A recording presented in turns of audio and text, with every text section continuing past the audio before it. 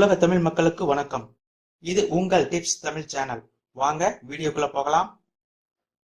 இன்னைக்கு வீடியோவில் நம்ம பார்க்க போகிறது மைக்ரோ ஓவன் பாதுகாப்பு மற்றும் பராமரிப்பு முறைகளை பற்றி நம்ம பார்க்க போகிறோம். மைக்ரோ ஓவனை பொறுத்த வரைக்கும் நல்ல இடவசதி இருக்கிற ஒரு இடத்துல தான் அதை வைக்க வேண்டும். ஒரு கபோர்டுக்குள்ளே வைக்கிற மாதிரி நம்ம அதை வைக்கக்கூடாது. எக்காரணத்தை கொண்டும் எக்ஸ்டென்ஷன் பாக்ஸ் யூஸ் பண்ணவே கூடாது. ஒருபோதும் எம்டியாக ரன் பண்ணவே கூடாது.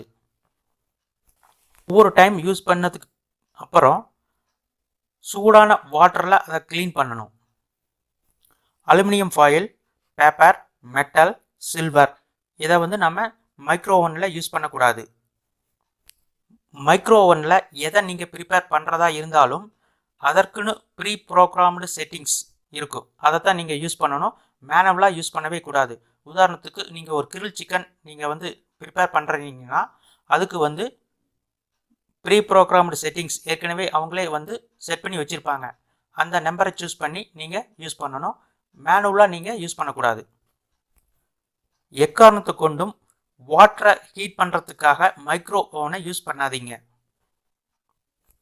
மைக்ரோ ஓவனில் இந்த பேக்கிங் ஐட்டம்ஸ், சீல்டு ஐட்டம்ஸ் இதை அப்படியே நீங்கள் ஹீட் பண்ணாதீங்க. நீங்கள் ஃபுட்டை ப்ரிப்பேர் பண்ண பின்னாடி அதை எடுக்கும்போது வெறும் கையால் அதை எடுக்காதீங்க. அதுக்குன்னு க்ளவுஸ் இருக்கும், அதை யூஸ் பண்ணுங்கள்.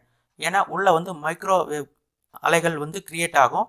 அது நம்மளுடைய போனை பாதிக்கும். மைக்ரோ ஓவனில் பேட் ஸ்மெல் வந்துச்சுன்னா ஒரு கப் வாட்டரை எடுத்துக்கங்க. இதை ஒரு 3 நிமிட்ஸ் இதை ஹீட் பண்ணுங்கள். அதுக்கப்புறமா ஒரு லெமன், ஒரு ஆஃப் லெமன் அதில் ஜூஸ் பண்ணுங்கள். அதுக்கப்புறம் ஒரு 2 நிமிஷம் பாயில் பண்ணுங்கள். அதுக்கப்புறம் ஒரு 5 நிமிட்ஸ் அப்படியே விட்டுருங்க.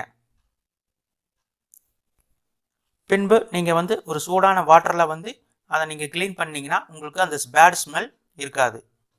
இன்னும் பல டிப்ஸ் உங்களுக்காக காத்துட்ருக்கு. உடனே இந்த சேனலை சப்ஸ்கிரைப் பண்ணுங்கள். கூடவே அந்த பெல் பட்டனையும் கிளிக் பண்ணுங்கள். லைக் பண்ணுங்கள், ஷேர் பண்ணுங்கள்.